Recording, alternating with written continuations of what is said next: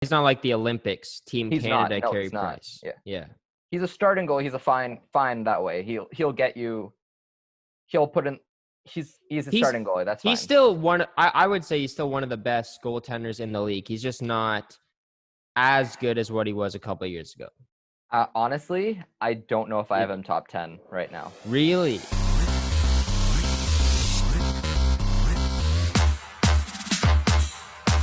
Here we go. Let's start this thing off here. Let's do it. So, finally, we got some hockey to talk about. Hockey game starts tomorrow. We're recording this on the Friday. Games start tomorrow. I am very excited. Leafs start on Sunday. We're going to get together and watch the game. It's going to be fun. Social distancing, obviously. Social distancing, masks, all that. Definitely. But no, it's going to be fun. It's been worth the wait, definitely. So I got a guest today, Farzan Dubash. Farzan, first and foremost, how are you doing today? I'm doing well. Thank you for having me back. Yeah, no problem. First episode you were on was very good. I think it's maybe the second highest viewed episode so far. Wow. And yeah, we're looking forward to this one. We're going to be previewing the entire NHL play-in round and qualifying matchups. And then we're going to jump more into detail about the Toronto Maple Leafs.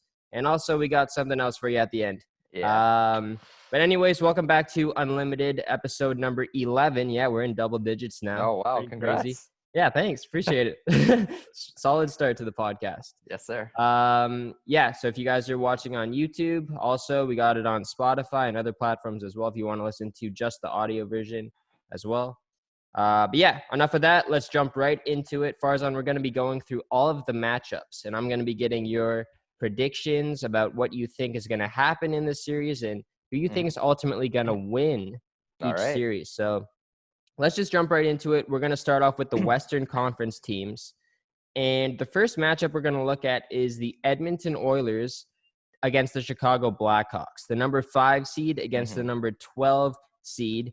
Edmonton finished with 83 points in the regular season, 37 wins. The Blackhawks only with 72 points, 32 wins on the year. But, the Blackhawks have obviously had recent success in the playoffs. They still have much of that core still together with Taves and Kane. Right. So what do you make of the series? Do you think it's going to be a walk in the park for Edmonton? Do you think Chicago has any chance here? I don't know if I don't want to carve to Chicago too badly, but I really don't think they have a chance in this. The one way I could see Chicago having a chance, or two ways, I guess, is if McDavid gets hurt, or the Oilers start Mike Smith. Mike Smith. All right. Yeah. So you think Koskinen is that much better than Mike Smith? From what I've seen from Koskinen, he's a lot more steady in the net. He's a lot more calm. Mike Smith, as we've seen over the last roughly 10 years, is a very active goalie, very loose. He can, one night he'll pitch a shutout, the next night he'll allow 6 goals and give away the puck behind the net like 4 times. It's very hit or miss with him. I think the Oilers will go with Koskinen because it seemed like he was getting a lot more of the difficult games before everything got canceled. Yeah. So I think they will go with him. But yeah, I don't really think Chicago has much of a shot in this unless they can somehow contain McDavid, which we know you can't really do. Right. And then also Draisaitl. Exactly, right? Yeah. So he's arguably better than McDavid so far this year. So they got a 1-2 punch on 2 different lines. Or you can even play them together and make a monster line. So so you think Edmonton's going to take the series in how many games?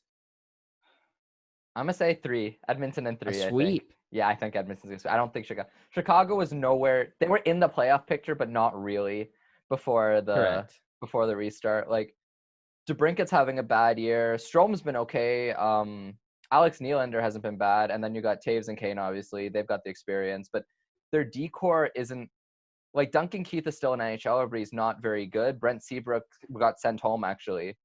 Or I don't know if it was his choice or if he got sent home, but he's not playing. Mm-hmm. And after that, who do they really have on D? Like, you've got Calvin DeHaan, who's a solid NHLer. Olli Mata, 2-time Stanley Cup champion. Yeah, but like... Yeah. They don't have much there. And Corey Crawford, I don't know if he's 100% yet. We know he had COVID earlier. He's recovered. He has a history of injuries. Would you take Corey Crawford or Mikko Koskinen as your goalie? Assuming fully healthy, Corey Crawford, but we know that's not the case. Corey Crawford he's had a lot of head injuries and stuff. We don't know if he's the same goalie that he was before that. Mm-hmm. Obviously not his fault at all, right? But No. I think right now I take Koskinen based on what I've seen this season. Okay, fair enough. Okay, so Edmonton in 3. Yes, I'm sir. going to give my opinion as well. Mm-hmm. I don't think it's going to be that much of a walk in the park for the Oilers. I think the Blackhawks are obviously, all of these teams have had so long to prepare for this. Right, yeah. And the Blackhawks are a very well established team, especially in the playoffs. Mm-hmm. I don't think they're going to get swept at least. I think the Oilers will still win the series. I think they're just too good. You can't bet against McDavid and Draisaitl. Yeah. I think if the Blackhawks win 1 game, and I'll take the Oilers in 4. I think that kind of makes sense. I think it might even be the first game where the Blackhawks win it, give the Oilers a little bit of a scare, and then the Oilers just sweep the rest of the series. So it'll be like a backwards sweep. A reverse sweep. Reverse sweep for the Oilers, yeah. Okay, so Edmonton for the both of us in that one. Let's move on to the next matchup. The number 6 seed in the Nashville Predators against the number 11 seed in the Arizona Coyotes. So Nashville, they finished the year with 78 points, 35 wins. And the Coyotes, just 4 points low of that, 74, and 33 wins. So both teams are pretty neck and neck here. Mm-hmm. Obviously, there's Darcy Kemper in Arizona. They have their guys set for who's going to start. In Nashville, it's still up in the air whether it's going to be Pekka Rinne or UC Saros. Mm-hmm. Who do you think takes this series? I think both of these teams have had really weird seasons, right? Like in Arizona, they started off so well, even though Kessel didn't play that great. He was still there. That was their big offseason thing. Kemper was amazing out of the gate. He wasn't even supposed to be the starter. Antti Raanta was supposed to start and then was hurt going into training camp. Then they got Taylor Hall, and then everyone got hurt, and they kind of fell off a cliff. I'm interested to see if all their guys are healthy. One guy in particular, Nicholas Hjalmarsson, he's not healthy very much, but when he is, his shot suppression numbers are very good. He's a very good defensive defenseman. Mm-hmm. And a lot of people on Twitter actually, they credit him leaving Chicago with the reason they kind of fell off so hard. Wow. Him and Aaron, I think. So I think if he's healthy, that's a big boost for Arizona. And then Nashville is also a great team because they have all that depth on defense. They don't really, well, now I guess they do with Matt Duchene, but before that, they didn't really have a number 1 center. But that moves Ryan Do Johansson. they still, though? I don't know if Duchene, I wouldn't consider him as a number 1 center. Especially this year. He hasn't been good this year. Yeah, this year I can agree with that. But like last year in Columbus, he was a number 1 center there. They did pretty well. Yeah. I think that the big thing there is you move Ryan Johansson down to number 2. You have Kyle Turris at number 3. That's pretty solid center depth. Mm-hmm. I guess, yeah. If anything, you have a 1A, 1B with Johansson, or 2A, 2B, I guess. Yeah. But they had a weird season. They fired Laviolette and they hired John Hines, which I didn't really understand because he was in New Jersey. And he looked awful there. The whole team in New Jersey who looked awful. I don't know what happened there this season. But I think I'm going to give it to Arizona because they were rolling. They were rolling before Kemper got hurt. And he actually, the way he got hurt, I had him on my fantasy team. I didn't know this. He got hurt in the last minute of a blowout game because he tried to extend on like the 8th goal of like an 8-3 game or something like that. And that's how he got hurt. So that was a big blow to my fantasy team. That hurt. But I give them the edge because when he was healthy, they were on. When the team was healthy, they were on. They've got a solid lineup, like no real stars other than Taylor Hall, who had a pretty down season. But yeah, I think and especially since Rinne has struggled this year, if they go with Rinne and net, I think it becomes a lot more clear. Saros could make it a little bit more of a wild card. Yeah, exactly, because he had a decent season. But yeah, I think I give it to Arizona. I'm gonna say in 5. Arizona in 5 games. Okay, so it's gonna go the distance here. Yes. Okay. I think my opinion is that if Darcy Kemper is on his game, Arizona will win, Mm-hmm. but Nashville does have the experience. They've been to the Stanley Cup final more recently. Maybe not. Obviously, Duchesne wasn't there. Subban was there, is not anymore. So they are missing pieces from that. But I agree with Farzan. It's going to go 5 games. I think it's going to go 5 games. It could really go either way. I think I'll give it to Arizona as well, just because they have that solid goalie in net in Kemper.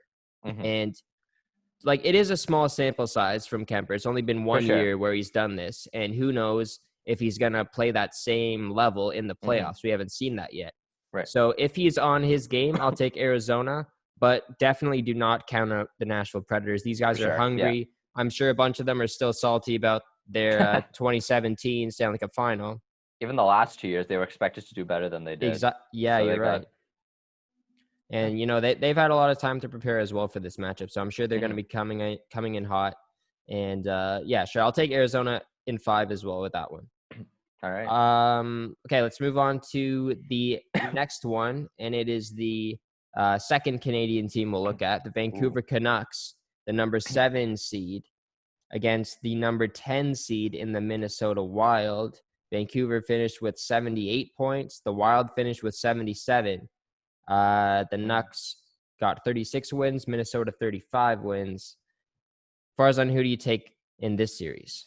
Well, in our playoff fantasy draft, I picked Jacob Markstrom as one of my goalies. So I'm gonna say Vancouver. I think it's gonna be a close series. Minnesota is a sneaky good team. Eric Stahl is still pretty good. Zach Parise is still not an elite player, but a first-line player for sure still at this point. Ryan Suter had a very good year offensively. Kevin Fiala was a guy they got last year from Nashville and staged for Michael Granlund. I think Minnesota won that trade. The wild card for them is a net, like most teams, I guess, at this point. Dubnyk was on and off this year. He's in the bubble, right? Because he had a child or someone coming on the way or something like that. Right. Because his status was up in the air, but I believe he's in there, yeah.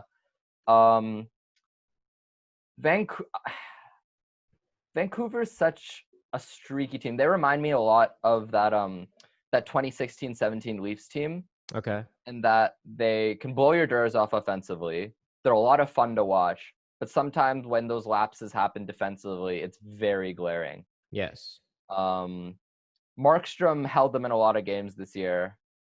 He was very good for them. Then they got Tyler Toffoli at the deadline, who was good until the stoppage. Right. Elias Pettersson's an MVP candidate at this point. Definitely. Quinn Hughes should win the Calder, I think, over Makar. Okay. That's I don't know if that's a bit of a hot take, but that's my opinion. It's definitely between those two. I don't think Kubalik has a chance. Yeah, he does. But, yeah. What else? What am I missing? Tanner Pearson had a good Brock year. Besser, he's back. Besser, he's healthy. Yeah. Hopefully, No, he was rumored to get traded, but I don't understand that. I hope not. God. Yeah. JT Miller had a huge year, so if he continue that into the playoffs, he really stepped into like a leadership role in Vancouver. Right. They still got a guy like Brandon Sutter down in the lineup as well, who can help out offensively. Alex Edwards got experience. He's been in the Cup final. He's probably the longest tenured player on that team, I think. Yeah, I would think at this point. They still got Chris Tanev as well. So if he's healthy, that's a top 4 defenseman there. Yeah. Yeah, so I'm going to take Vancouver. I'm going to say in 4. I think Minnesota gives them some trouble, but if Markstrom's on, I think Vancouver should win that one. Mm-hmm. Yeah, I think it's Vancouver's series to lose. They're obviously the higher seed, and they have a lot more talent up front, I would say, than Minnesota. Also, Minnesota has the question in net whether Dubnyk is healthy and is going to be on his game, because he was very shaky this year. Yeah. It's kind of like Kemper, though, with Markstrom. Markstrom hasn't had like too big of a resume yet, especially in the playoffs. True. So, we'll see how he does there as well. But no, I'll give it to Vancouver as well. I'll say in 3 games. I think Vancouver's going to sweep the Wild.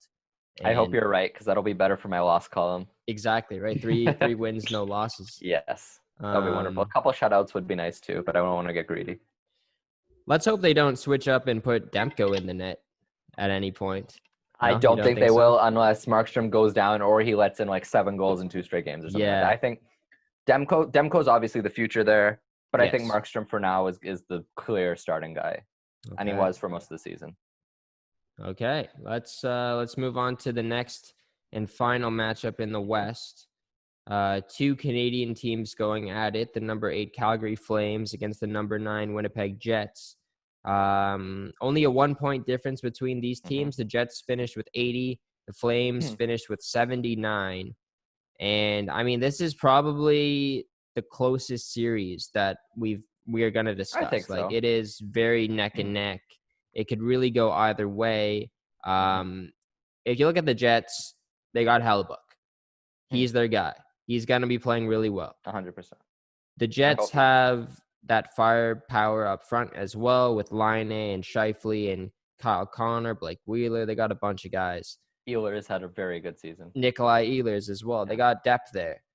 Calgary, they also have firepower up front, but those guys didn't have good years. They did not. And Johnny Gaudreau and Sean Monahan. Matthew Tkachuk, in my opinion, was the better out of those guys. I think he had the better year. I think I would take the Flames D-core over the Jets D-core. So in terms of positioning, maybe you give the edge to Calgary, but then again, the Jets have Hellebuck. So yeah, I know the Flames have Riddick, but I would take Hellebuck hands down. Who do you think is going to win this series? Well, like you said with the positioning, obviously you take the Flames D-core over the Jets D-core, but I think Hellebuck kind of balances that out. Okay, true. Yeah. Riddick didn't really have that good of a year either. Him and Talbot were splitting starts by the end of it, I believe, and Talbot was playing very well towards the end. So they might even go with him in net if Riddick. Did Edmonton win their Edmonton won it, yeah. Edmonton won. I know McDavid had a couple of nice goals in that game. I don't know exactly how Riddick played, but I wouldn't be surprised if they go with Talbot based on he has playoff experience. He's been to the second round with Edmonton, actually. Right, yeah. Yeah. Would have been the third round if the refs didn't screw up a call, but that's a separate issue. He backed up Lundqvist for a while, so he's been on deep playoff runs.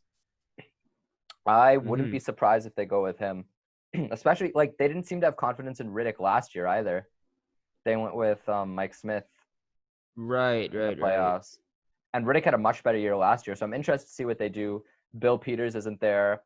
I haven't heard great things about Jeff Ward as head coach in terms of tactics.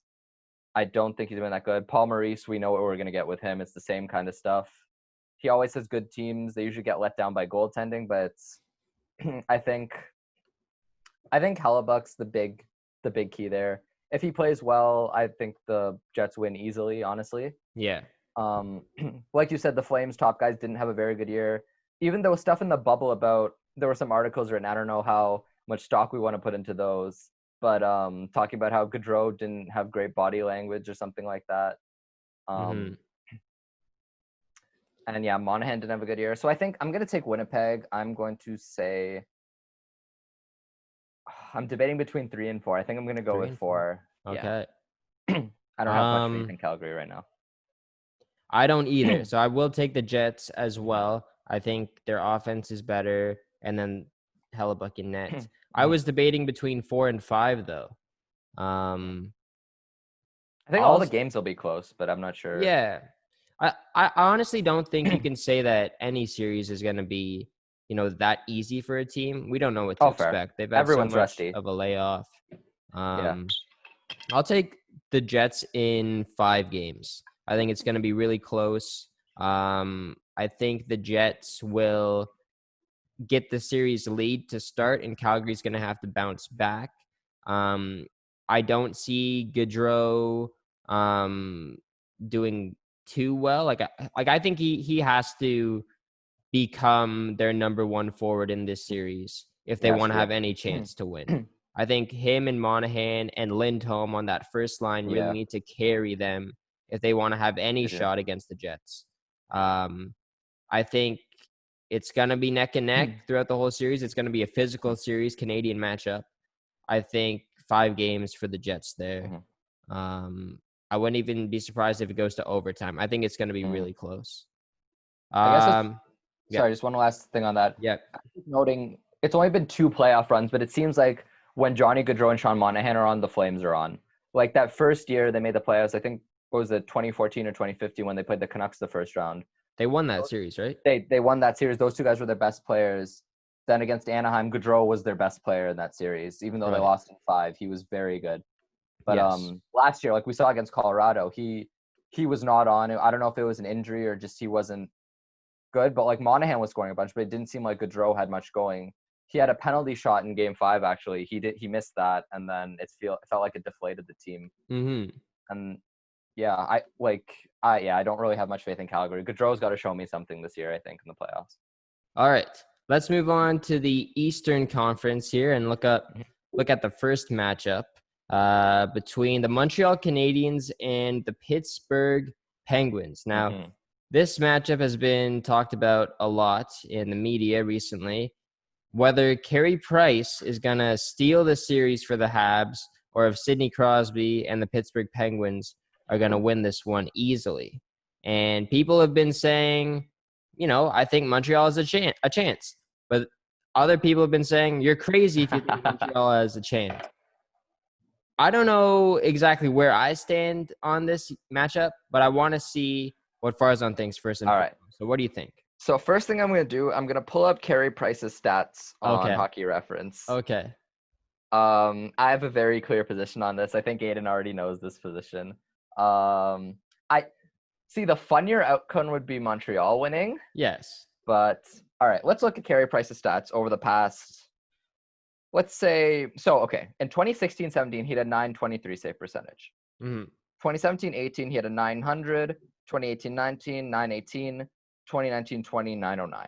So a .909 is average, I think, for the NHL. Right. This happens with a lot of guys, but I think hockey media needs to realize Drew Doughty has the same thing. This isn't Carey Price from a few years ago. He has had a bunch of injuries. He's getting older. His contract is absurd, but that's a different discussion. He's not the same goalie. Like, any NHL goalie is capable of stealing a game, so I won't argue that. Carey Price could, for all we know, pitch 3 straight shutouts. It wouldn't be the craziest thing that's happened in a hockey game. Yeah. But he's not the same goalie that that was unbeatable for like 2-3 years. He's not that guy anymore. And the other he's not like the Olympics Team Canada Carey Price. Yeah. He's a starting goalie. He's a fine that way. He'll get you. He'll put in. He's a starting goalie. That's fine. He's still I would say he's still one of the best goaltenders in the league. He's just not as good as what he was a couple of years ago. Honestly, I don't know if I have him top 10 right now. Really? Yeah. So look at guys like Bishop, Vasilevsky, Rask, Anderson. Yeah, right. Fleury even. That's 5. I'm blanking right now. But, Darcy Kemper, would you have him in there over Carey Price? Kemper, maybe. Kemper I need to see more from. But like even guys like I can't say Bobrovsky because he's been awful this year. Jordan Binnington, Philip Grubauer even. Philip Grubauer, okay, that's a big one. Carter Hart I'd honestly put above Carey Price at this point based on how he's played this season. Jeez. Okay. Even I can't go Matt Murray because he's been sketchy this season. Tristan Jarry over Carey Price. Yeah. And other than that, like Montreal only had 19 regulation wins this year. Hold on, let me ask you one more. Who would you rather have? Or who do you think is better? Sorry, James Reimer or Carey Price? Don't do me like that. I have to look James Reimer in the eye as I say this because I have a James Reimer poster right behind the camera. I have to go Price right now. Reimer's been good this year, but like he's sketchy. He's streaky. Yeah.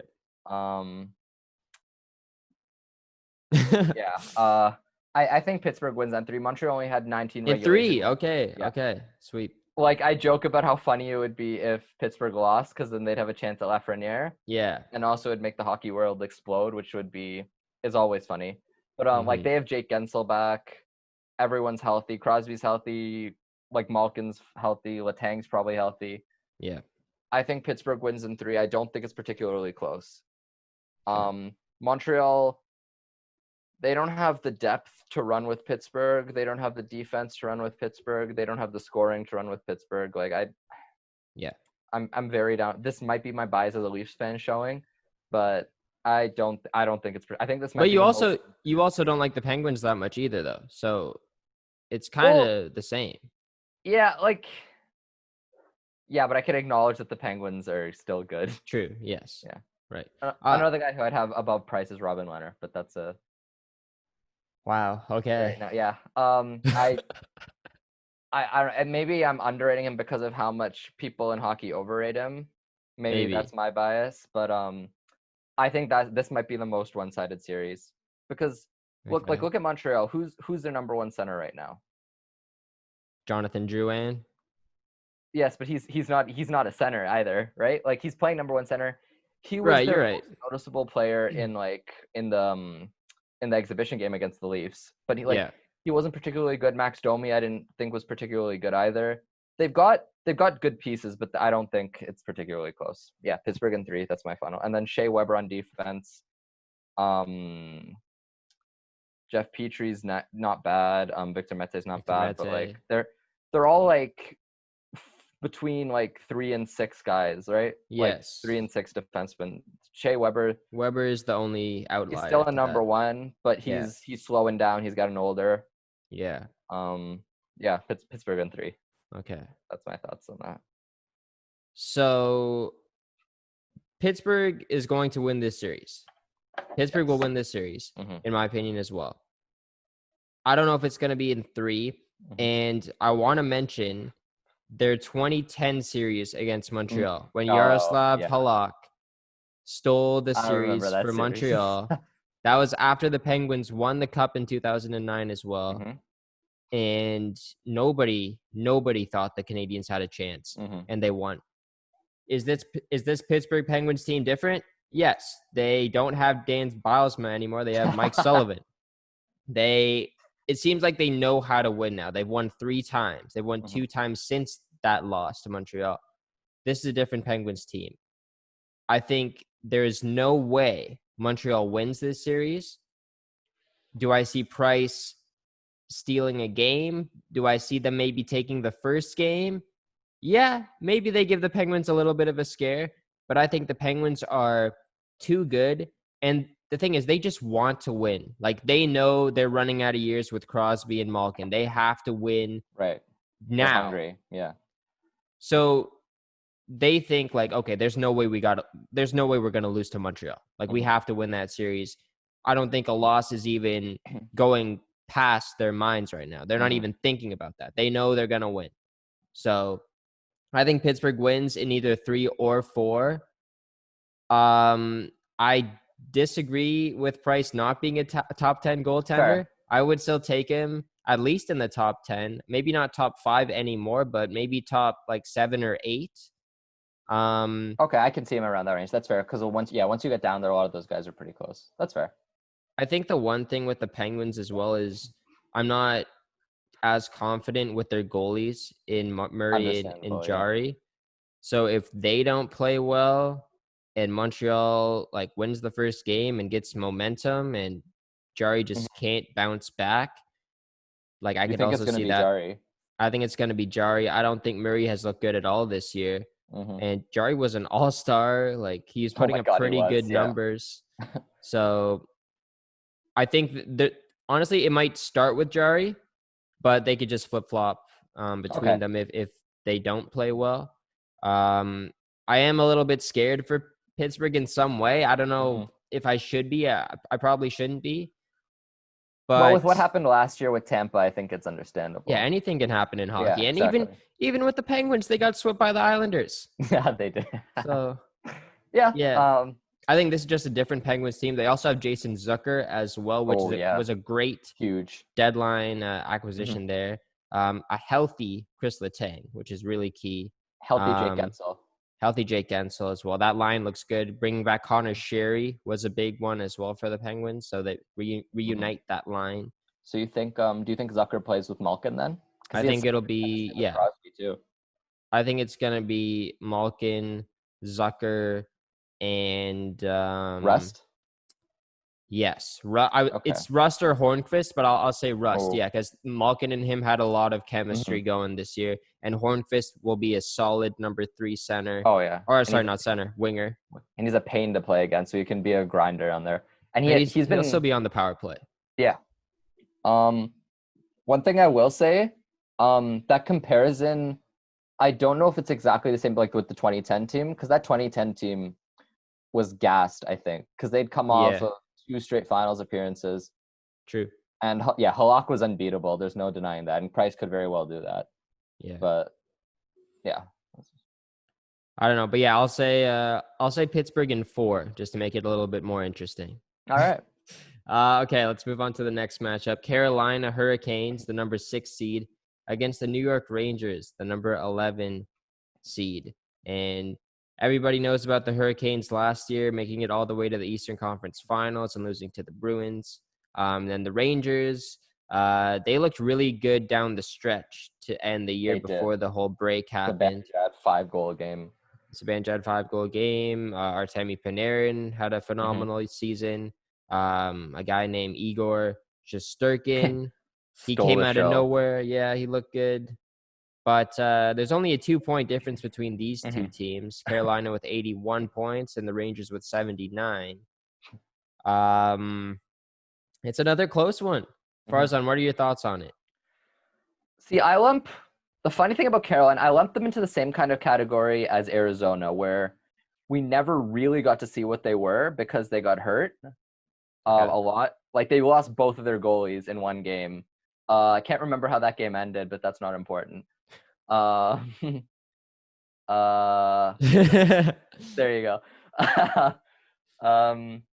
Their offense is good. We know about Aho, Teravainen, and Svechnikov. Niederreiter had a bit of a down year, but he's still a good player. They got Vincent Trocheck from the Panthers, which I think was a very good deal. Martin Necas stepped up into a top 6 role. And then you got the bottom 6. Jordan Staal as a third liner is amazing as a third line center. Then you have him with Justin Williams. Then you have a bunch of grinders. You got Brock McGinn. You got Jordan Martinook. All those guys to fill out your lineup. Carolina's a good team. And then on defense, right now, I'm pretty sure they have 8 NHL caliber defensemen right now. So you have Jacob Slavin and Brett Pesce. You have Sami Vatanen, who we haven't seen play for them yet because they traded from at the deadline from the Devils, but he was hurt. But he's healthy now. You've got Brady Shea, who they also got at the deadline. Then you've got Jake Gardiner. You've got Joel Edmondson. You've got Hayden Fleury. And there's one other guy I'm missing. But the point is they have a lot of good defensemen.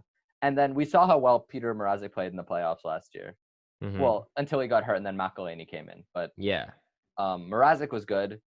They have the experience.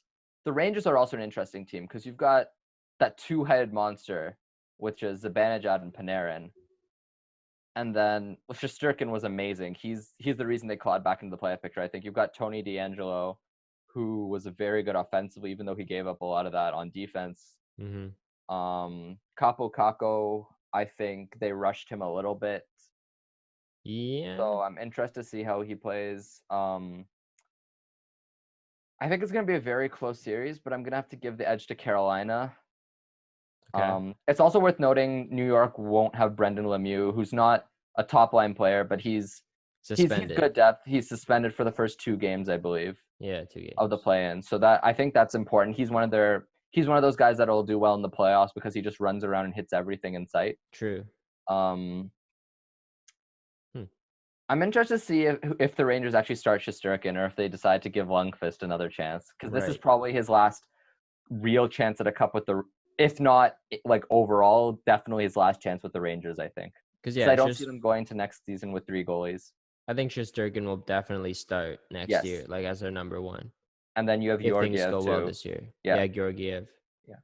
But I think I'm going to give it to Carolina in 5 because they were doing fairly well. They were comfortably in a playoff spot, and then they got a bunch of injuries. Pesce broke his wrist in that same game where they lost both goalies. Right, yeah. And then they kind of fell a bit. A lot of stuff happened in that game. A lot of stuff happened in that game, most of which we don't want to talk about. Yes. The other thing is, last year in the playoffs, Svechnikov got knocked out by Ovechkin and missed Right. They didn't most have of it. him. And he had a 20-goal rookie season. He was a big part of the team last year, and this year he had an even bigger season. He would have hit 30 goals. He has a dynamic wrist shot. And I forgot Dougie Hamilton's the guy I was forgetting. It's their best. Oh, okay, yeah. He's not fully healthy right now. I don't think he's gonna start. He's not gonna play. He re-aggravated something, so I don't think he's gonna play the first couple of games. So I guess that's more of a factor later on in the playoffs. But yeah, I still give the edge to Carolina. I think it'll be a close series. I think Zibanejad and Panarin are gonna give them everything they can handle. Mm-hmm. But I think as long as Jake Gardiner doesn't do Jake Gardiner things. Hey, there's no Game 7 though in this series. That's true. Oh. Carolina in 5, I'm gonna say. Carolina in 5. Okay. I definitely agree with you on the depth of the Carolina's blue line. They got a lot of pieces there. And up front, Sebastian Aho, Svechnikov. Another guy that you didn't mention is Justin Williams. And he was another key guy that they brought back, or he elected to come back, I guess. It's gonna be weird for Williams because he had to ramp up so quickly after New Year's to come back, get it back into game shape, and then he was off again for like 3 months. So I'm curious to see how he goes with that. Maybe he's more used to it. Like he knew what he had to do leading up to him coming back, so he kind of just did the same thing to prepare. Mm-hmm. But yeah, I don't think he's gonna be like too much for them. Also, he's always good in the playoffs, though. There's also no Game 7 in this series. But yeah, I think he could be like a third, fourth line guy for them. He gets power play time. He's good. Yes, in front of the net. Yeah, this series is really hard. It's in Carolina, they've been to the Eastern Conference Final. Like they know how to get back there again. They have the same coach, Rod Brind'Amour's done a great job with them. Oh, for sure. I want to go against you, but I think I gotta go with the Hurricanes in this one again. It's tough to go against Zibanejad and Panarin. They've had such a good year, but I think there's question marks on the Rangers' D-core. I know they got Anthony DeAngelo and Adam Fox, but other than that, and Jacob Trouba.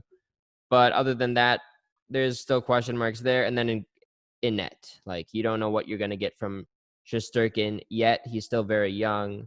And if they go with Lundqvist, I think it's even going to be worse for them. Really? Yeah. I think, I don't think he has anything left at this point. I think your only shot is putting in Shesterkin and just hoping that he turns into like a Jordan Bennington.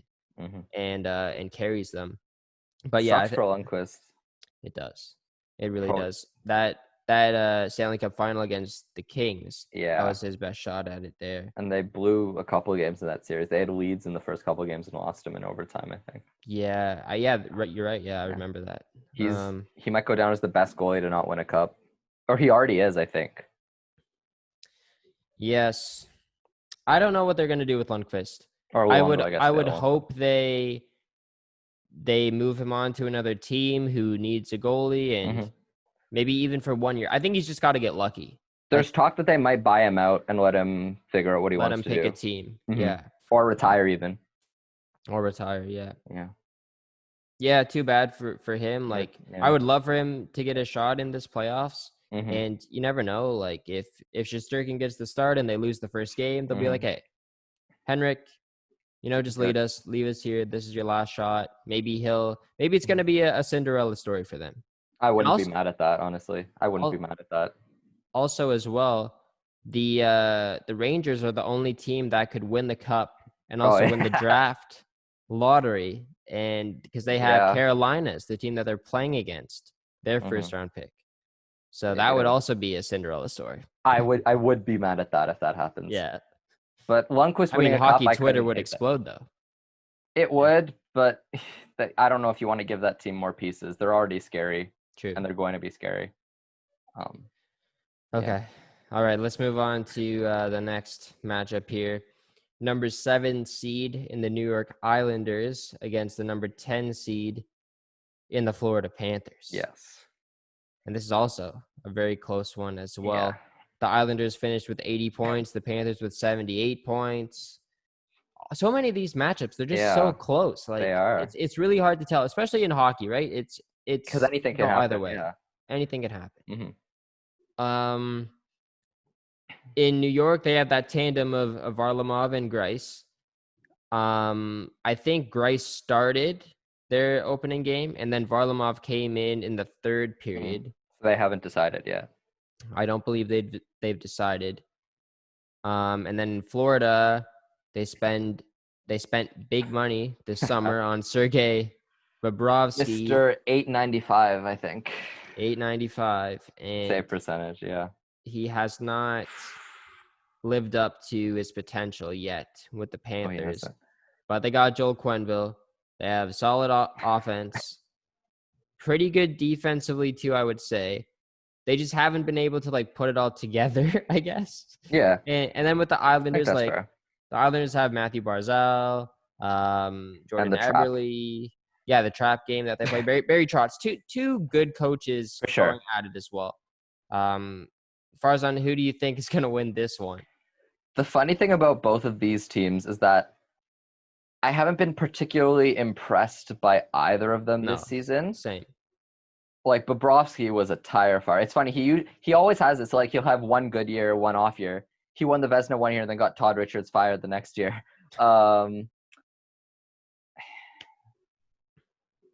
The Islanders were falling off really hard towards the end. I think they lost 7 or 8 in a row actually going into the stoppage.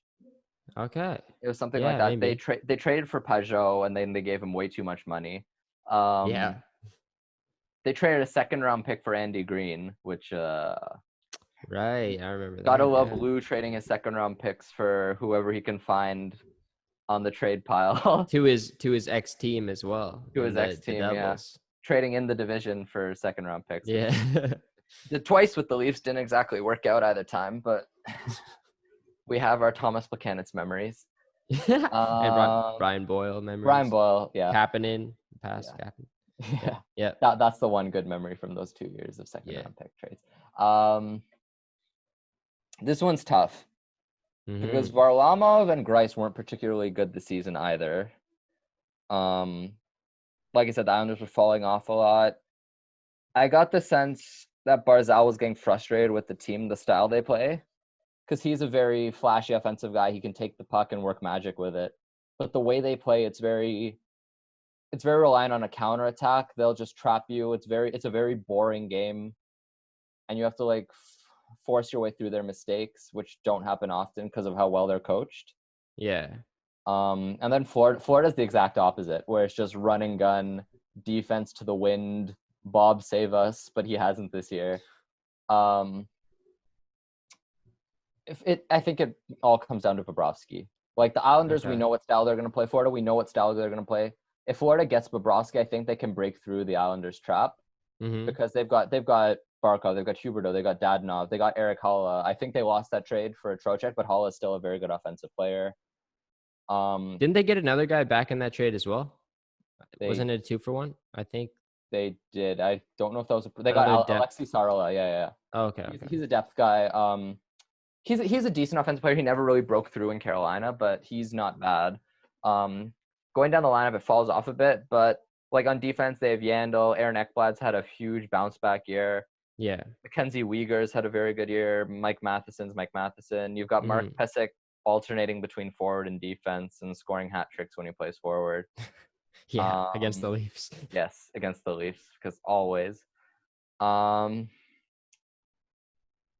going to say Panthers in 5. Okay. But again, that's dependent on Bobrovsky. If he doesn't play well, then it's going to be Islanders in 3. But Panthers in 5. I think the Islanders are a well-coached team, but I question how much you can get out of that lineup this long because their fourth line is Leo Komarov, who's getting paid $3 million to score 1 goal this season, 1 or 2 goals. Casey Cizikas and Matt Martin. Yeah. I question how much offense you're getting from that. You've obviously got the guys Barzal, Eberle, Anders Lee, Brock Nelson, Josh Bailey. They'll give you something, but I think Florida can outgun them offensively, and it's going to depend on what Bobrovsky does. Okay. Yes, I think Florida is better offensively than the Islanders. I think the Islanders as a team, however, are a lot stronger defensively. And I am more comfortable with the tandem of Varlamov and Grice over Bobrovsky. I think that's a little bit more safe. I'm going to take the Islanders. I think it's going to be the Islanders. I think Florida's just not going to be able to score in this series. I think that's going to be a pain. Right.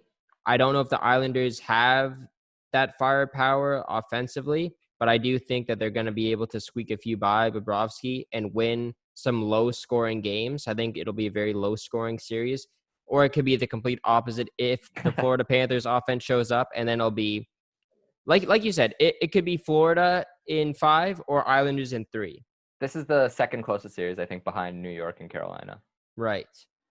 I am going to say the Islanders in, I'll say 5. Islanders in 5. Okay. Yeah. All right. Okay. All right. Final matchup, moment you guys have been waiting for. Toronto Maple Leafs against the Columbus Blue Jackets, number 8 seed against the number 9 seed. Both teams finished with 81 points. Ooh. So it's going to be close, right? Maybe.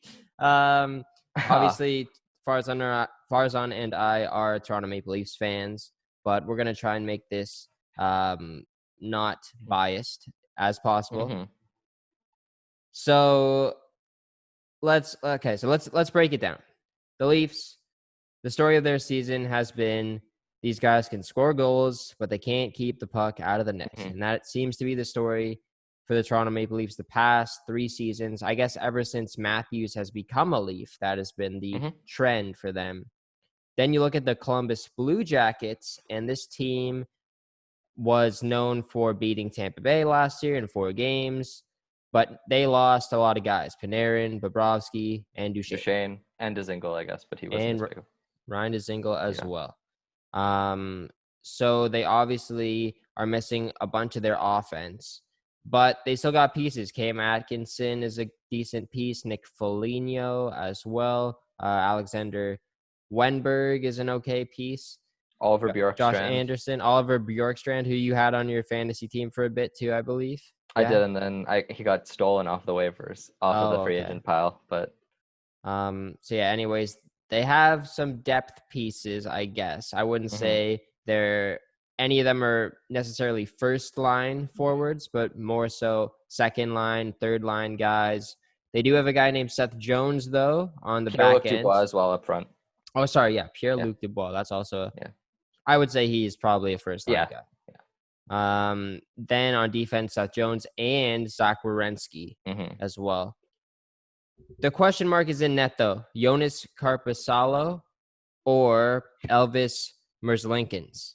So I don't know if they've really decided on who's going to be their starter come Sunday night, but either way, it does look a bit shaky to me. I know Farzan's opinion on this, kind of who he thinks is going to win and how many games and stuff, and I've kind of said what I think as well in the past. Does that change, especially because the Jackets just won 4-1 against the Boston Bruins? Yeah. Like, does that scare you in any way? Because I am kind of taking a little bit of a step back here. That didn't scare me more than I was already terrified. So, in that sense, no, but I am terrified. I don't put much stock into the preseason games, either the Leafs one or the Jackets one, really, because like for the Jackets, Pasternak didn't really get much of a camp to really prepare, right? So he wasn't, I don't know if he was 100%. Tuukka Rask allegedly has a broken finger, I think, or he's not fully healthy. I don't really put much stock into the preseason games, so I'm not too worried about that. I am worried about a little bit about Columbus, though, but I think they do get overrated a lot, especially since they beat Tampa Bay. But it's important, like you said, to note that they lost the 2 best players on that team, I think. Yeah, and maybe the 3 best. Their starting goalie, yeah. I'm not sold on Elvis yet. He could, who knows, he could turn out to be Jordan Binnington 2.0. Korpisalo usually doesn't play well against the Leafs. He's usually good for one or two rough ones a game, and the Leafs usually seem to beat him. The defense is a big thing, I think. I think it's also, like, on the Leafs end, it's important to note that their D-core was never really healthy for long periods of the season. True. Like, first Dermott was out, then Muzzin, or then was Riley or Muzzin got hurt. at different points. And then Cody Riley CC. Cody CC He was was there, hurt. and He was that hurt. yeah, he was. I forgot about that. Yeah. Yeah.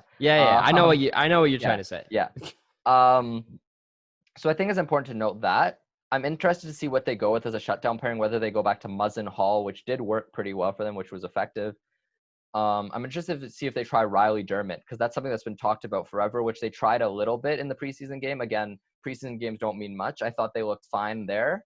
Mm-hmm. Riley got a shorty. I'm interested to see if they try that, because Dermott has played his offside before. He played it in junior.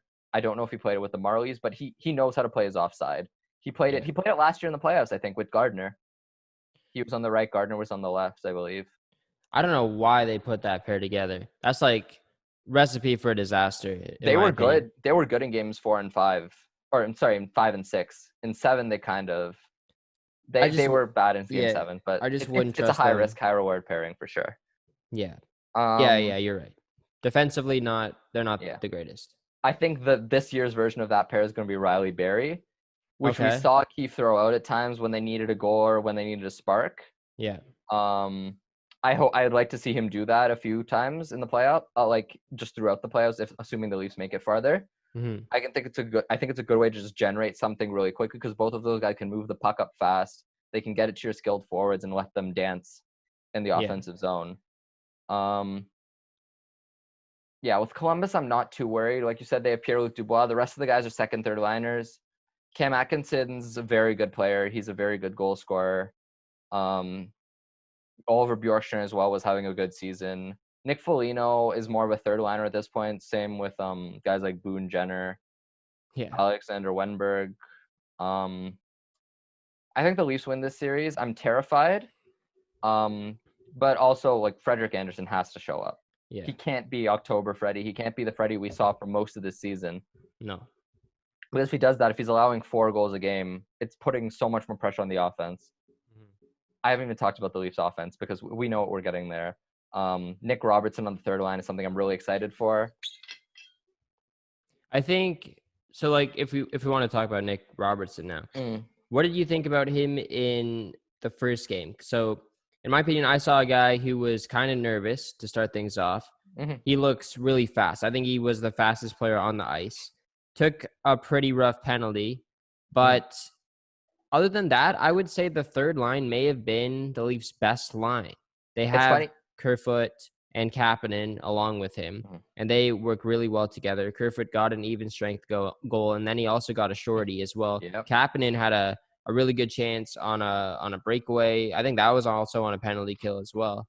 Robertson, I think he had a lot of like opportunities. I saw a stat, like he had for possible goals or something. He had like expected goals. Expected he had the goals highest on the team. Yes. So like he had a lot of scoring chances and shots, and he looks really good. He looks really good. It's funny that you say that he looked really fast, because skating was actually one of the biggest knocks on him going into his draft year. So that shows you how well he's played. Like he was always on top of the puck. If he lost it, he would go right after the guy. That line is really good at forechecking too. Yes, him and Kapanen both on the wings are really good. And then Kerfoot's also a very good two-way forward, in my opinion. He's not just, that offensive guy who can pass well and set up plays, but he's solid defensively. What were you going to say? You're going to say something. I was going to say, I agreed with your assessment of Robertson. Like, he had one play where he had a backhand and open net, but he tried to rush it and he flipped it wide. So they said this on broadcast, just gripping his stick a little too tight, a little too nervous. Then again, Austin Matthews had like a similar chance, and he shot it just over the crossbar as well. So it happens. As well. It does happen.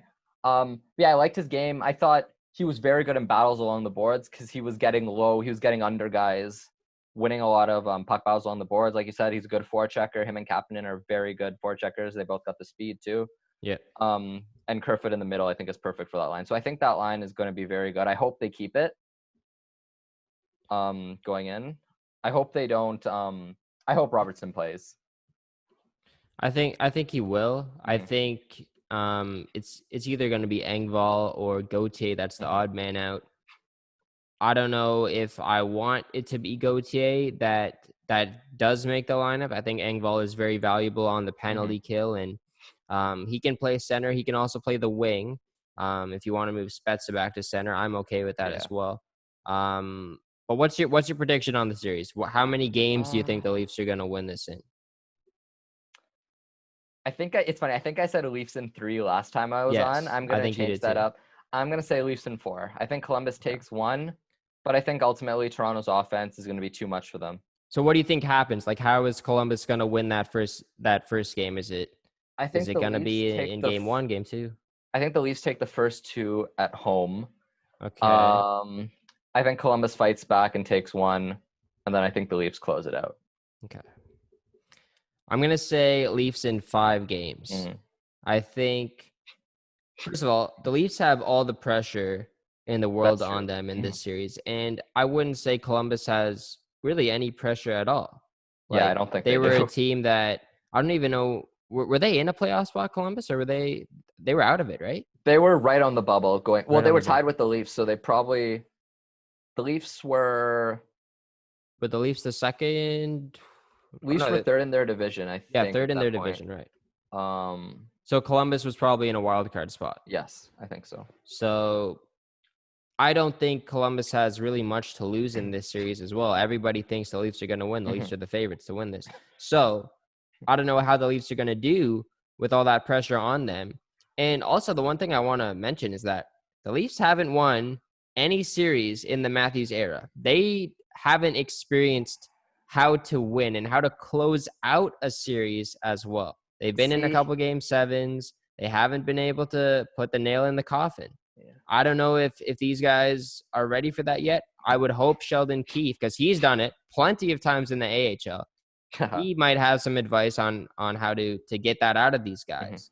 I do think there's going to be maybe like a small bump in the road. I wouldn't say it's going to be like a breaking point, but I think there's going to be a little hiccup where Columbus kind of shifts momentum in the series, and the Leafs are going to have to, find that extra gear and push through.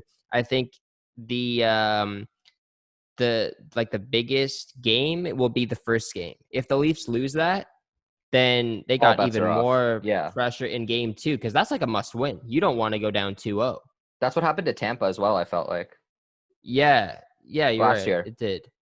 So if the Leafs can win game 1, I still think it's going to be a longer series. I don't think they're going to sweep it. I think if the Leafs win game 1, it'll go to 4 games. If Columbus wins game 1, I think it's going to go to 5. Okay. And even in game 5, it's tricky. Like I said, the Leafs haven't won. The Leafs have not won a series.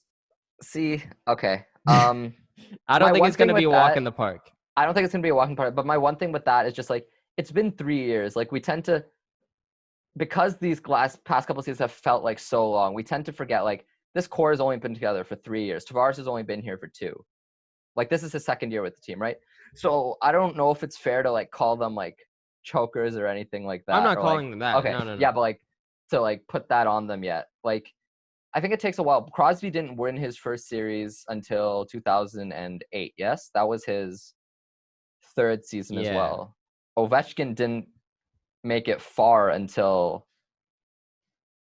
Well, he didn't make the conference finals until the year they won the cup. Ago, yeah. Yeah, exactly. So I think it's also important to note that they're back to having fun playing and playing the way they want to play. In that first year, in 16-17, the first year they made the playoffs, they were so they were fast, they were on it. You could tell that they were just having fun playing. And that showed in that series against Washington, because they came out of the gate like that, and they terrified Washington. And I think that put some just fear of God into Washington's head. And now they're back to playing that way. They're back to having fun playing. So I think that. You think so? I think so. They are? I think because you could tell in the past 2 years, Matthews would get annoyed with his line mates. Sometimes you could see sometimes Captain would go down the wing and just fire a shot into the goalie's chest. You could see Matthews just come on, man. Okay. So I think it's a different team than we've seen the past couple of years. We have a full year of Jake Muzzin. I hope to God Tyson Barrie pulls something out of this season. Yes. as long as he doesn't get suspended, I think it's better than Kadri. But yeah, I agree with you. It's not going to be a walk in the park, but I think 4 or 5 is fair. Yeah. I'm going to say 4. Yeah, it is going to be a battle. It'll be interesting. Oh, for sure. I do see what you mean about the Leafs trying to have fun again. I think the mood in the dressing room really changed once Babcock got fired and Keefe came in, and you could just see it when they were playing their first game against Arizona and how excited they were and all that stuff. Yeah. Celebrating, and they looked really good. And I think that's what we saw in the intra-squad games and also in the first exhibition game. It looked like there was a lot more smiles, and they were playing more skilled and fast and getting in on the forecheck. And Dubas touched on it in his pregame interview, and the identity of the Leafs is that they want to hold on to the puck for as long as possible, and when they lose the puck, they want to get it right back and then hold on to it for as long as possible. And if they can do that, they're going to be really tough to beat. I think they have to limit turnovers defensively. Sure. I think guys like Travis Dermott, even a guy like Morgan Riley, Tyson Barrie, he had a couple of turnovers in the first game. You really got to tighten that up. Sure. I think that shutdown pair of Hall and Muzzin is for real. I think that's a really good shutdown pair, but you have to have 2 other guys who you can rely on defensively as well. You need 2 good pairs to do that, especially on the penalty kill. You can't just have Muzzin and Hall out there for the full 2 minutes. You're going to need a guy like Dermott to step up, or Riley or Cece. Yeah, I think they're hoping Riley's going to be, because Riley killed penalties. And then I think they're hoping either Cece or Dermott step up. I think it's going to be Cece that they ultimately put in that spot. Yeah. But I wouldn't be surprised if that's not working, they switch it up to Dermott right away, because they can't afford to feel it out, right? Because you're into the playoffs. Yeah. What do you think about the whole no fans in stands and that environment? Did it feel weird to you watching the first Leafs exhibition game? It did feel a bit weird. I think Tavares, someone touched on it in an interview. It takes some time to get used to. You have to kind of hype yourself up. You can't rely on the crowd for energy or anything like that. So you have to kind of give yourself your own energy. It did feel a bit weird watching. The fake crowd noise takes a little bit to get used to. Yeah. It's so much more noticeable in a sport like hockey or basketball than it is in baseball. Because in baseball, it's quiet for most of the time. Then you get the crowd roar when something happens. But yeah, I think it would get some getting used to. The goal horn is also going to get some getting used to. If they're the road team and I have to hear the Bruins goal horn every time they score, I don't know how much I'm going to appreciate that. Yeah, you're right. That was weird to me. First of all, why is there a goal horn if you're the road team? I mean, I guess because there's no fans, so it's the goal horn's not for the fans. It's just for they do. It's the same way they do it in international games. Both teams get a goal horn in international games. But I think it'll get some getting used to. I'm interested to see how it goes into the finals. Yeah. And players celebrating. I'm sometimes you'll celebrate one of the fans by banging onto the glass. Is anyone going to do that anymore, or they're just going to be screaming? I hope it's exciting. I hope the players have fun with it, and I hope they I saw Mitch Marner. He does his pregame ritual. I think he throws a puck into the stands. I think he kept that going in the exhibition game. That's funny. So I hope they have fun with it. And also, I was watching the Islanders-Rangers preseason game at work yesterday, and I heard them play the Leafs victory song after the Islanders won the game. Really? Were the Islanders the home team? No, I don't think so. Oh, maybe. I think they were the road team. That is funny, but I feel like they were just testing out. I guess, yeah, but it was just so weird. Did they have the Islanders goal horn, or the home team's goal horn, the Rangers or Islanders goal horn for? I forget. I was working. I was working still, so I didn't catch that. I think it was very low scoring too. I don't know if there was many goals. I'm curious as to how, if they have all those teams' goal horns, their goal songs, their victory songs in the building, because I think that would be just to add a little bit more normalcy to it. I think that's what they did for Montreal when they scored. They had that. Yeah, you're right. They did awful goal horn that they have. The siren. Siren.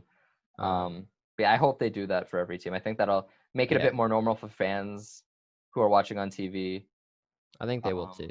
Yeah. One thing I would have liked to see them do, which the NBA did, they had like season ticket holders and special people invited who were watching the game like on like over like a Zoom call, and like their faces were up on like, so it's like there were kind of fans.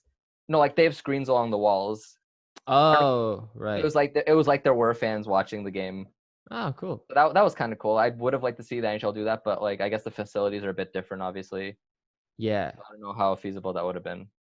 But yeah, I guess we'll see how it goes. Honestly, I'm just happy hockey's back, and I'll be yelling as loud as possible either way. Yeah.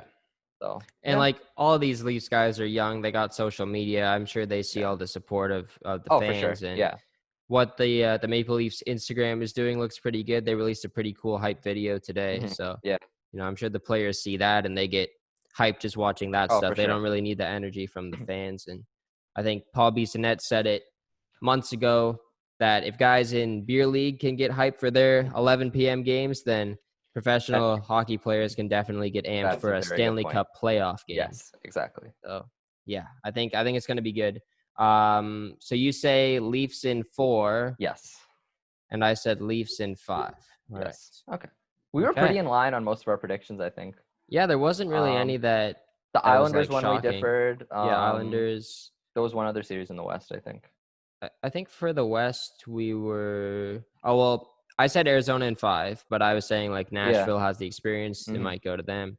No, I think for the West we all agreed: Winnipeg, Vancouver, Arizona, and Edmonton in the West. Yeah. Okay. Yeah.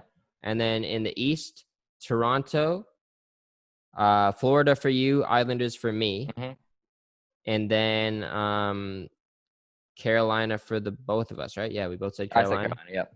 And then Pittsburgh. Yes. But we're iffy. No, I'm not iffy about I'm Pittsburgh iffy. at all. Okay. Yeah. I think the Carolina Rangers series will be close though. So I don't know. I'm excited to watch that one. Mostly for fantasy, but yeah, right. This guy's in a fantasy league.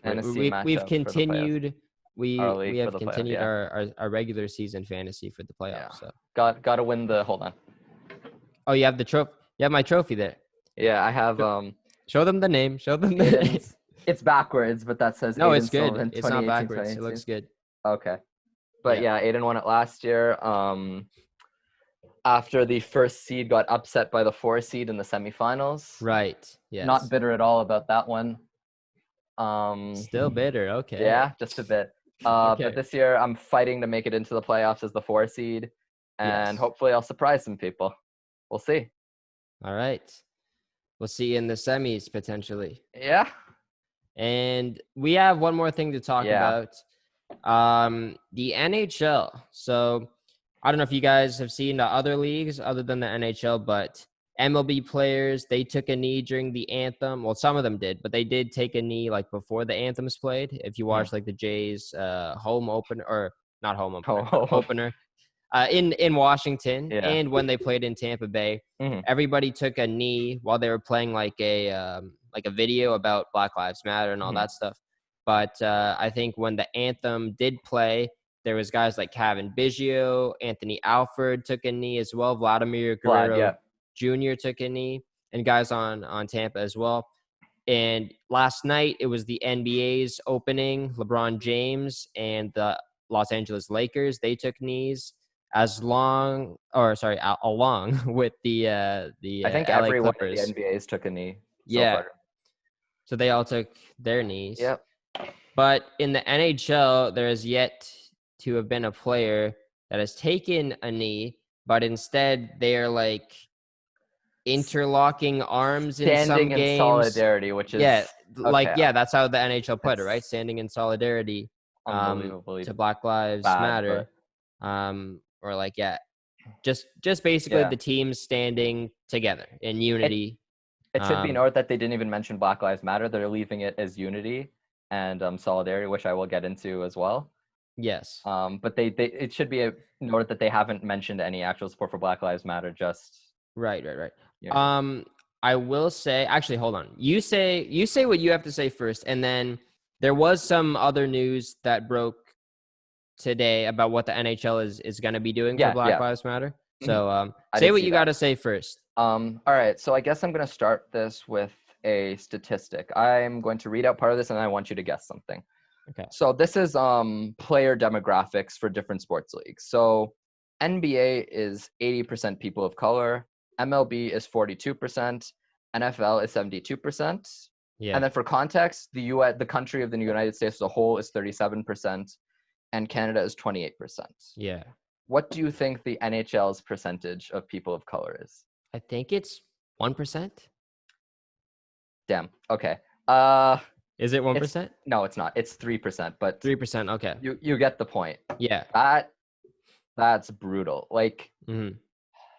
people wonder why the NHL and hockey in general is falling behind other sports leagues. And then they pull shit like this. At this point, kneeling is kind of like the bar right now. Kneeling, because everyone's doing it now. It's kind of the bar. And somehow the NHL has managed to limbo under it and not support. Like, I don't.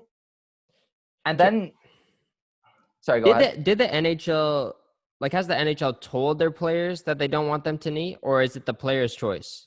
Either way, like, these guys. So it's not just the NHL; it's the players that you're also blaming. Okay. I'm blaming some, like, I guess I could start with, like, hockey culture in general wouldn't. Like, when Kaepernick kneeled a few years ago, JT Brown didn't even kneel. He raised his fist during the anthem. People went wild over that. That was his way of supporting, because if he'd kneeled, he would have faced even more backlash. He faced so much backlash for putting his fist up during the anthem. None of his teammates supported him. None of his organization didn't support him. He got placed on waivers a couple months later. I don't know if that was related, but the timing doesn't look good there. Mm-hmm. And then yesterday, the fact that, I don't know if you saw this, but one of the Trumps actually retweeted a thing of the NHL, and they're like, this is how you support a movement. He retweeted a video of the NHL standing in solidarity, which tells me if a person like that is supporting your movement, you're doing something wrong. Yeah. Like, yeah. People wonder why the NHL falls behind all these other things, because they don't do these steps. That Nazem Kadri had an interview, I think a couple of days ago, where he was talking about equality in the NHL, and then the Colorado Avalanche Twitter account cut out the part where he called out the NHL specifically and said they need to do more. They left in the part where we were talking about inequality, and then they cut out the part where he specifically called out the NHL. So This isn't unconscious. They know what they're doing. And it seems like they don't want to lose that fan base, and they're okay with excluding marginalized people and anyone else in the process. Mm-hmm. Like, it seems like, even in Canada, like, every year it seems like we hear a story of a black player, whether it's in minor hockey or NHL hockey, or an indigenous player getting called slurs or something on the ice, and everyone's like, oh, this is an outlier, this isn't representative of hockey culture. But no, this is what hockey culture is. This is what it always has been, and something needs to change. There's a reason. We talked about this a little bit last time, the NHL Diversity Alliance. There's a reason they're not officially partnered with the NHL. And I know what you were going to say. You were going to talk about the initiatives they released today. Evander Kane did an interview today where he said that the Diversity Alliance wasn't even consulted on those. Wow. They weren't consulted. They weren't. I have the interview here. I think so Kane said the NHL can put Black Lives Matter all over the rink. Shout Black Lives Matter from the mountains. No matter what they do or say, it's all going to fall on deaf ears with me and every other person in the HDA, because the league has made no effort to support its own black players. And that's what Kane said yesterday. They didn't even do that. They didn't even say Black Lives Matter. They didn't even do any of that stuff. Yeah. So, like, and then the quote he released today was so you were going to talk about the hashtag We Skate For stuff, right? Correct, yeah. So Kane said today, the HDA was not advised or consulted on the NHL's We Skate For initiative, nor has it been involved or asked for an opinion or advice on Saturday's qualifying round opening messaging. And he said, it's disappointing the lack of interest we're facing in addressing systemic racism in our sport. Like, it is. Yeah. It's clear at this point, like, the NHL is marketing to that racist white fan base, and they don't want to lose it, even at the expense of every person of color who's. Yesterday on Twitter, this has gotten more traction in the NHL movement, but people actually started kneeling in their jerseys. Fans started kneeling in their jerseys. And the fact that fans have to do that, and the league and the sport as a whole doesn't seem to care. Mm-hmm. like it. I'm Yeah. lucky. Like we're lucky as people. We're both partly people of color, right? And we haven't. I personally haven't experienced any racism or anything like that in the sport. And I think I'm in the minority because there's so much stuff you hear about this every year, every day. Like I don't know, it's really frustrating, and the NHL doesn't seem to care, and it's becoming increasingly apparent that change isn't going to come from the NHL. It's going to have to come from outside of it. And it is really, really mind-boggling to me how the NHL, they haven't done really much of anything. Like, you can put the we skate fourth stuff in the stands and on signs, but exactly, it doesn't do anything until the commissioner comes out and says something like, we stand for Black Lives Matter and we're going to make an impact. It doesn't mean anything. And you have guys from inside ripping the league apart. Exactly. And still, there hasn't been any, like, they don't care. This is their response. They're going to put hashtag we skate for. That's all they're going to do. Like it's their way of being like, oh, we're supporting this movement, but they're not actually supporting it, so they can retain that Trump fan base while not actually doing anything. So they're saying, oh, we did our job, we did something, but it's nothing. It doesn't do anything. Yeah. I don't know. I don't even know if it even makes sense in terms of like keeping your fan base perspective from the NHL. It seems like if in leagues like the NBA, I know that NHL fans are mostly white demographic, but leagues like the NBA and the NFL, they seem to be taking a lot more steps towards Black Lives Matter. Even like soccer, MLS, they're doing a better job than us. In Europe, the players kneel during anthems during some of the Premier League games. Exactly. So, the fact that the NHL is not doing this, it's very extremely disappointing. But I also think that by doing this, if you do choose to support Black Lives Matter, then it draws more attention to your league, and it might even be a benefit if you look at it in that way. I don't know if you want to be, tied into the Donald Trump fan base or get on Trump's like good side and be safe. They can play it safe. That's what they've been doing. This is not the time to be safe. This is bigger than hockey. This is bigger than, losing fans. I don't even want guys that aren't supportive of this movement to be fans of the NHL. Like, what are you doing? Like that's what the NHL is basically saying. If you support Black Lives Matter, we don't want you. If you're a person of color, we don't want you. Yeah. So I think a guy like Nazem Kadri, I know he's come out and said publicly, a guy like Evander Kane has come out and said publicly that he is against what the NHL is doing and they should be doing more. Take a knee. Take a knee. I agree. Do something and hope that other players support you and do the exact same because, the league can only not do so much. Like the players should also stand up for their fellow teammates and guys that are playing in the league. One thing I would say with that is the burden shouldn't be on like the people of color and those players to do it. Like you're right. They've dealt with so much shit. I agree. Like I would like to see someone like I don't know if you were going to talk about the MLB, but like someone like Kevin Biggio. I was just going to say that. Yeah, exactly. On Anthony Alford. Alford apparently wasn't going to kneel, or he was like debating kneeling, and then Biggio said, gave him exactly. Yeah, Biggio said, "I'm going to take a knee to make you feel more comfortable taking a knee as well." So exactly. You know what, Sidney Crosby, you do it. Tyler Sagan, he has been vocal on social media about it. He has. So back it up. There's been other guys as well. I think there's been like 4 guys. Jonathan Taves, captain of the Chicago Blackhawks. That's a big one. If he takes a knee. The Leafs wore their Black Lives Matter T-shirts during workouts and stuff. Right. By the way, don't read the comments on those Twitter posts. It's awful. But yeah, like I'd like to see those guys take a knee. Like, I don't know if it's an NHL directive, and even if it is, like, what are they going to do? They're not going to suspend you for taking a knee. If they do, like, that's even more evident of the problems that are in this sport. Like, I would like to see. I hope to God some of the players take a knee. I don't know. It's disappointing. It sucks. I hate it. And at this point, kneeling is like the bare minimum. Because everyone's done it. The NHL will be last, and they're not even doing that. Like, I they just don't see it. Like, they're cowards. They're afraid of losing that fan base, that white fan base, because they think they're going to offend people, and then they're marginalizing everyone else in the process. To be honest, like even in baseball, like most of the demographic is still white. Oh, for sure. And the MLB, I don't think they had anyone kneel up until this season. Some people they had. I don't think they received much backlash at all. They were, they did for doing the kneel. If on Twitter you'll see a lot of stuff. Twitter's just. I agree. It's a cesspool, but like yeah.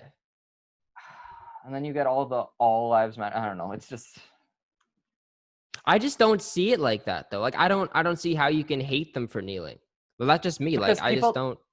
When you say people support Black Lives Matter, people take that as, oh, you don't care about other people, or they're being willfully ignorant.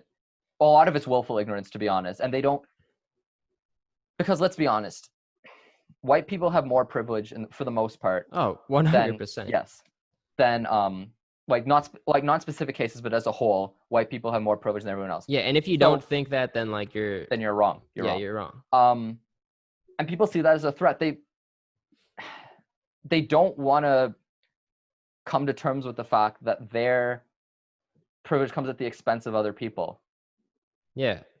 And a lot of people, either they don't seem to realize, or they're ignorant of the fact that Black Lives Matter isn't saying that nobody else matters. It's just saying that, okay, this is a real issue. This is the focus right now. So let's address this. Yes. Like, it's not saying other people don't matter. It's not saying Black Lives Matter, all lives matter, but right now, Black Lives Matter. Black Lives Matter. Yes. Yeah. God, I don't know what else there is to say. Like, the We Skate for crap is just, it's another thing. It's like, it doesn't tell you anything. No. Like, it's sitting on the fence is what it is. Mm-hmm. And it's very similar. No, I wouldn't say it's very similar, because the NBA has taken a lot more positive steps. Yeah. But the NBA did put their names on, or like the players could customize their jerseys. See, I don't think that does anything. I'd say is better because of the names the stuff they could put on there, right. And they're giving players a platform to explain why. Like the Raptors did a thing on Instagram yesterday where they had like every player, and they had like a quote of why they're supporting each thing. So I'd argue that's even better than this. Like at least then you know what they're standing for. You know what they're doing. But this is just like, we're standing for unity. Okay, great. What does that mean? What does that do here? Like, and there's so many people like. I don't know. Someone wrote. Yeah. I hope the NHL gets it right. I hope the NHL gets it right, and they do something about it soon. I think they're going to be receiving a lot of backlash today for what they came out with. They already have. Yeah. Already have been. Even last night, as soon as the Trump retweeted, like, if that's not. That can't be satisfying. That should not be satisfying. If you get a retweet from Donald Trump. It wasn't even him. It was one of his sons. Like, whatever. They're all idiots. But if that's not a sign that you're doing something wrong, I don't know what more do you need? Like, right. And like I think you have more faith in the NHL than me. I don't, even at this point, like even if they do kneel, like at that point it's just like because of the backlash, and they're not like obviously it's better than this, but it's not. They've already ruined it. Like they've already messed it up. It's like one step forward. Like they've already taken 2 steps back, and now they want to take 1 step forward. Just because of the backlash. Just because someone tried. Yeah, like. I don't know what they could do now. Like they're in a rough spot. Mm-hmm. I have no sympathy for them whatsoever. You made your bed, now lie in it. I think you have more faith in the NHL than me. I don't think this doesn't come from the NHL. I think this has to come from just hockey culture as a whole. It has to start at the roots. I want to give a bit of a shout out. There's someone on Twitter, Dr. Courtney Zito, Szeto. Okay. On Twitter. She's a professor at Queen's University, and she released, I believe, a couple weeks ago, a comprehensive like policy paper. You should definitely give it a read. It's very interesting on how to combat racism and inequality in hockey, starting at the grassroots level. There's sections on like minor hockey, like university hockey, college hockey, like OHL, all of that, and then like National Hockey League. So I think that's definitely something people should read. Okay. There's another thing, 2 hockey writers, Jashavina Shah, she's a college hockey reporter, and Evan Moore, who covers the Colorado Avalanche. They're both on Twitter. They're releasing a book next year in 2021 on racism in hockey. So, like I think the change is going to have to come from outside, because it's not, the NHL has made it apparent here that they don't give a shit. Sorry. Yeah, I think that's everything I have to say. I went to bed angry about this last night, so I'm glad I got that out off your chest. Yeah. Yeah. Yep. Hockey's back, but the NHL hates progress. Yeah. Let's hope, something changes with the NHL. I hope so. Let's hope that they realize that they've made very big mistakes and that they can maybe come back from this. But moving on to a rough transition out of this. Hockey is back. Hockey is back. And the game itself, we're looking forward to it on Sunday. The culture needs some fixing. Yeah. Which is obviously more important than just the games. And, that's something that was really debated. Like, do you even want to play with all this stuff going on? And that's what the NHL chose to do. That's what all these leagues chose to do. And okay, let's close this thing off here. We're done here. Farzan, thank you very much for coming on. Thank you for having me and letting me rant at the end there. Oh, no problem. Anytime. Yeah. Hopefully it's a happier rant next time. Yeah. I don't know if there can be a happier rant. It'll be happier from a hockey perspective, I hope, if the Leafs advance. Otherwise, it'll just be miserable all around. It's gonna. Right. Yeah. Okay. So anyways, Farzan's links where you can follow him on Instagram will be in the description. Make sure you guys follow at Unlimited Pod on Instagram as well and on Twitter. Listen to us on Spotify, Anchor, Radio Public, YouTube as well. Make sure you hit the subscribe button, turn on your notifications, like the video. We're going to be doing a lot more videos coming up with hockey coming up. I believe I will be doing a reaction after every single Leafs game. Ooh. So stay tuned for that. And there's going to be a lot of episodes coming out recently or soon in the next week or so. So stay tuned for that. We're done here. Thanks again, Farzan, and we will see you guys in the next one. See ya.